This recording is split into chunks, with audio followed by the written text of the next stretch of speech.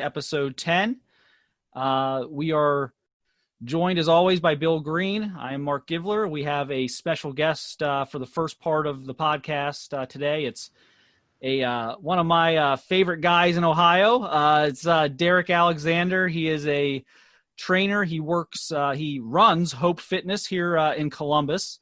Has worked with many of the top prospects in the Central Ohio area over the last several years. Derick, how you doing today? Great having you. We've been kind of had you on the guest list for a while now, so we're glad we can get you here now. But how's everything going? How are you doing? I'm doing great, man. Really appreciate it. So thank you for having me on the show. It means a lot. So, a little background on Derick. He played here at Grove City High School back in the day, class of 2003, just like myself. I didn't go to Grove City, but I was class of 2003. So Derick and I are the same age. So we're in that same bracket. We've known each other for quite a while, from me covering recruiting, covering a lot of Derick's guys. And I know Bill's known Derick a while as well. So, what's this been like? I guess just kind of get rolling right into it. What's this been like for you? You've probably taken on a more important role than ever because there's been such a lack of team-related activity this off season. You trainers are super important. Right. What's this whole COVID thing been like for you? Has it been pretty standard for you, or is that, what's changed, I guess? Well, I think the initial shutdown kind of happened after the combine. So I was in the NFL combine with Malik, and when I got back, everything kind of just started to shift. So getting calls from coaches saying, "Hey, I got guys in the area. Can you please help me out? Can you train some guys for me?" And then my gym closed down, so I had a gym in my house. I was blessed to have a gym, that's actually in my home, and I was able to bring some guys in and kind of do like some private workouts.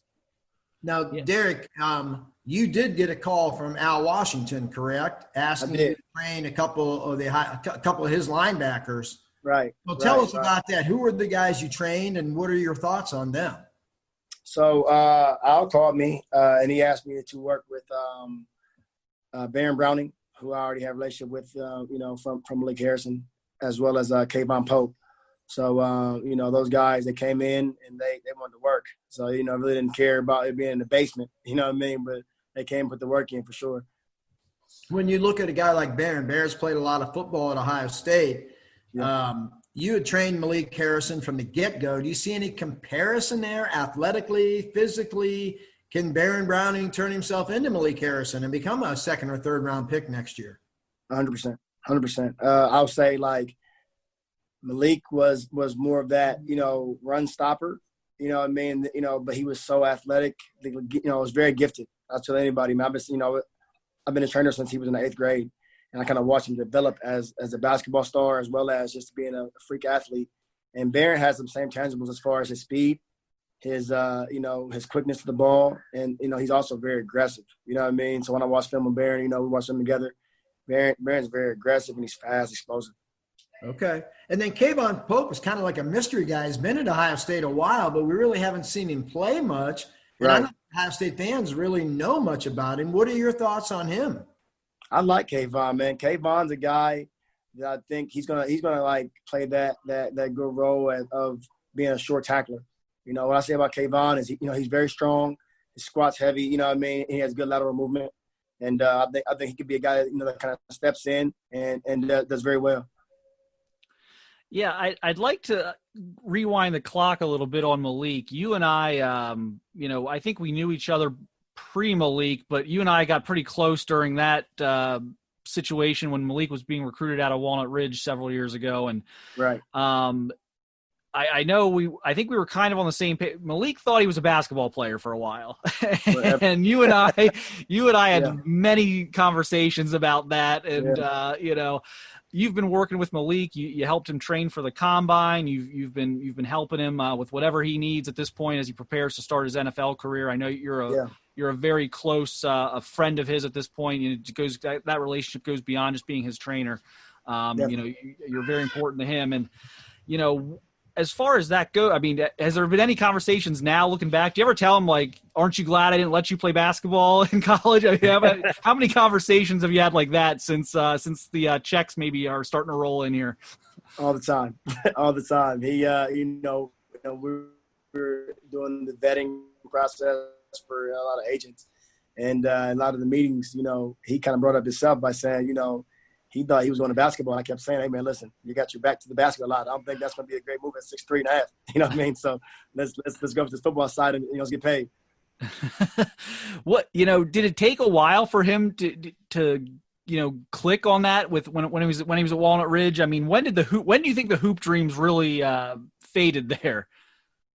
It was, I would say, off season. So it was, I would say off season, junior year, senior year is when we really start to have these deep conversations now. Like, hey, look, man, I know you want to play basketball, but I really think if we focus on football, this thing could be special. And then one day we're at the gym, and the gym I had at the time had like a basketball hoop, and it had the weight room side. And he looked at me. He's like, you know what? I think you're right. I think it's time. You know what I mean? The senior year basketball season came, and he was kind of like, I want to play, but I think I'm ready to focus on football. And then he took it on. And the hey, light Derick, switch. I wanted to ask. Oh, go ahead, Bill. Yeah, sorry, Mark. I wanted to ask Derick a question that people always ask me. It's that when you work with young people always ask me, like, what is the best part of your job? And that's what I wanted to ask Derick. Like, these kids you come in contact with, you have such an impact on their lives. I mean, what is the most satisfying part of this to you? I think the best part is outside of training, honestly. Like, when you get so close that they're calling you family, you know what I mean? And now these guys call me uncle, and they're at my cookouts, and they're at, when my daughter was born, Malik was here, hold my daughter. You know what I mean? Like, those are those special moments that you get that, it goes beyond sports. Kind of turns us into like family, honestly. So who are the next crop? We don't, I'm going to be covering all your guys. Well, I'm sure we got time to write about, dozens of them coming up, but, give us a couple of names, maybe 22, class 23, some younger guys. Who are the next guys the next Malik Harrisons that, Bill and I will be covering out of your program? Out of our program, coming out of high school? Yes, college? Sir. High school. Man, I got a young one. He's going to be 23, class 23, Jaden Yates. Okay. This kid is a linebacker out of Gahanna, Lincoln High School, inside backer. And he's legit. Every time he works, like I said, he actually works out. And we had a nice little linebacker crew in the offseason, as far as the whole COVID thing. So we had Malik. It was me, Malik, Baron Browning, Kayvon Pope, Brian Osmoa from Oklahoma, and this kid, Jaden Yates. And he looked like he was already in college, and he's a freshman. You know what I mean? So he's going to be next up. Well, Bill, you just gave Bill and I a layup there, so we'll be on that one then. Look for that Jaden Yates story coming at BuckeyeScoop.com here in the next week or so. We'll be on that. What's your take right now on the landscape with high school football? I mean, do you anticipate a season? Have you talked to anyone? And by extension of that, if there's no football, I would imagine you're going to become pretty important for some of these guys who may be missing a senior year. I mean, do you have any contingency plans for that as far as maybe helping those guys? Right. So, I've talked to a lot of high school coaches, and we kind of like stay connected, and a lot of them are pretty sure that we'll have a season. I think the biggest fear is, if they implement testing throughout the year, it's hard for kids not to test positive when it comes to being around other kids and family, friends, and, what I mean? That may cause the biggest issue. So, if there isn't a season, I'm definitely going to be here for these guys, as far as, the off season and, getting their body and mind right. I was talking to another guy, I actually wouldn't mind if it was possible to get like a 7-on-7, like league or team, maybe going. Take some guys out of state, but just kind of, keep them in football shape. Yeah.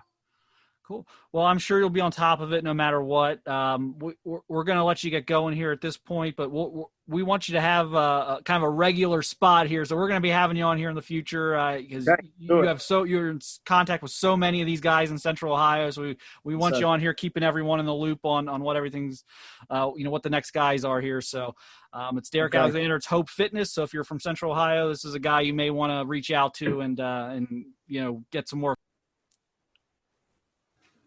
We are going to dive into a little bit of, national recruiting stuff tonight or today. And, one thing I know Bill and I wanted to talk about was the situation at Oklahoma right now. They're having a recruit organized almost like campus visit in Norman on, I believe, August 21st is the date. This is being organized by Oklahoma commits. They're trying to get a bunch of guys to basically fly or travel into Oklahoma, and they're going to hang out on campus. And, Bill, what have you heard about this? It sounds like there aren't any loopholes, I don't think, in terms of getting coaches involved or any academic people involved. I think it's just players. Is that what you've heard? Has to be recruits only. I don't think it can be any Oklahoma current players. I could be wrong there. I know no staff, no GAs, no head coach, no assistant coaches. They can't even have like a Zoom call with coaches while they're on campus. It's got to be just, recruit driven, bunch of guys getting together and hanging out in Norman, Oklahoma. It's brilliant, I think. The college coaches that I talked to that were not Oklahoma coaches, they thought it was brilliant too, but they thought the NCAA would kill it. But they all said this is a gray area, and gray works, man. In a world where the NCAA, their rules are so confusing, they're very ambiguous, they're vague. If this works, more power to them. They're smarter than everyone else. So we'll see. The downside is if there's some sort of COVID transmission while this takes place. Even though you couldn't really blame Oklahoma, but yet this is something that while they may not sanction it, they're sure not stopping it, nor would I either. If I was Lincoln Riley, I would love it. So we'll see. We'll see if this thing takes place. The college coaches I talked to thought the NCAA would step in and stop it. They haven't, as of August 5th, it's not been stopped. And, we're a couple of weeks away from this. So we'll see how it goes. Yeah, dealing in an NCAA gray area is nothing new, but it's interesting now in this landscape, dealing with those gray areas. This almost might be a better time to get away with something like this because you can almost, plead ignorance over, the whole situation right now with everything that's all these precautions that are being taken. You might be able to, kind of slip one past the goalie here and get away with something like this and have no, I think probably it'd be harder for the NCAA to come down with punishment. Is that how you see it? I don't know. What do you think if the NCAA can kind of retroactively look back and go, actually, this actually is kind of a violation. What do you think the NCAA's response could even be, even if they find out this would be a violation? Yeah, see, I don't think it is a violation. From the people I talked to, they kind of stressed that because we're in this new era, the coronavirus era, that threw this into a gray area with it being a total dead period. But, in college football recruiting, gray means go. If it's not, it's either a violation or it's not.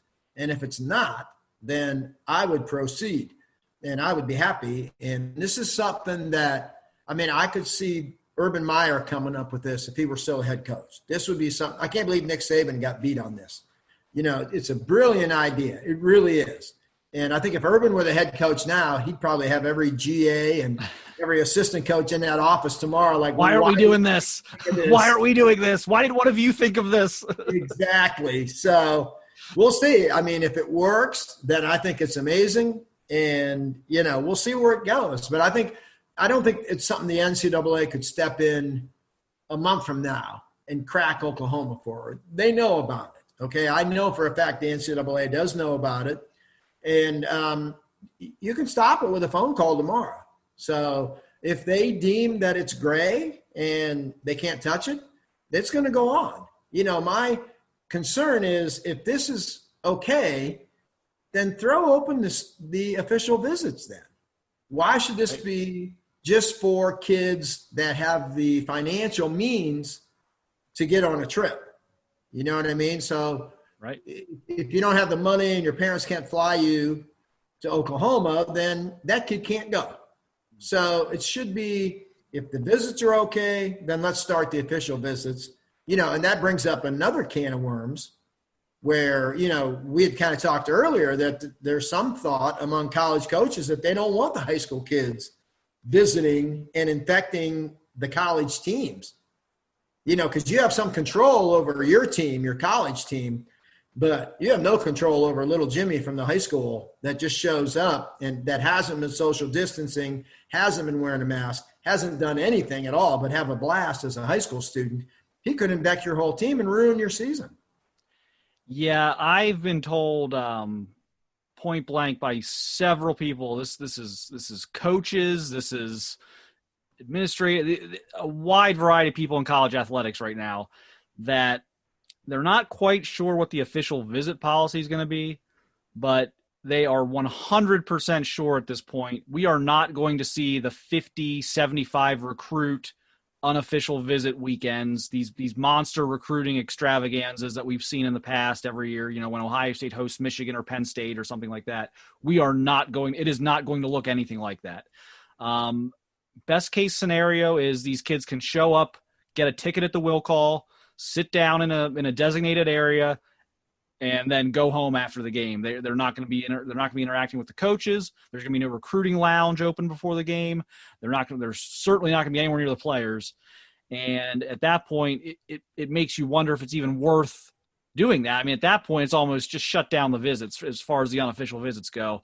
But yeah, the official visit question is, look, do we fly 10 kids in from Atlanta and Seattle and Dallas, Texas, and God forbid they get the host sick, or even not even necessarily sick, but just enough to test, it could be asymptomatic. But if something happens where there's a rash of positive tests because they brought in recruits, the fear right now is that everything is so fragile that if a recruit would come in and it would lead to, a dozen positive infections, they all go out and party, or they all hang out in the dorms or, wherever. And that happens, that it could destroy the entire season. And so I think the dirty little secret right now is like coaches don't want this. Bring a bunch of guys in for the Michigan. Yeah. Yeah. Bring a bunch of guys in for the Michigan game, beat Michigan, go undefeated, and then have 15 guys test positive the next week, and you cannot play in the Big Ten championship game then. I mean, that is a nightmare scenario. And, I can see coaches, as paranoid as they are anyway, I could see them being scared to death of this. Oh, that's absolutely the feedback I'm getting, is that, the dirty little secret is they do not want recruits around their players and really around them, because then, the recruit passes it to the coach, who then passes it to the player, so that's the kind of the dirty little secret right now is I don't think coaches want visits, really. When it boils down to it, I think, we talked about this in the summer of how, coaches might be disappointed about having no camps. And what I said at the time was, yeah, they are. But at the same time, if you gave them a choice of no camps, but you get your players back on campus in June, they're going to take their players back every single time. And that's what happened. And now it's kind of it's the same thing. It's like, if you give coaches a choice of like, okay, visits or no visits, they're probably going to say, just don't even bother with visits and let us try and have our season. Certainly coaches at places like Ohio State, where you have a chance to win something this year, Right. But I agree. I think, we're so close right now to having the season. It is here now, where, back in March, April, May, there was a lot of worry about recruiting and visits and where are we going, camps. Now it's get the darn ball on the tee, kick that thing off, and let's have a season. So I agree. I think that the visits would take a back seat right now to getting this season played. Let's crown a champion let's get to the Big Ten title game and then hopefully on to the playoffs. That's got to be the mindset right now. All right, that's going to do it for today's episode. We appreciate everyone listening as always. Thanks to Derick Alexander of Hope Fitness for joining us, and we will see you guys next week.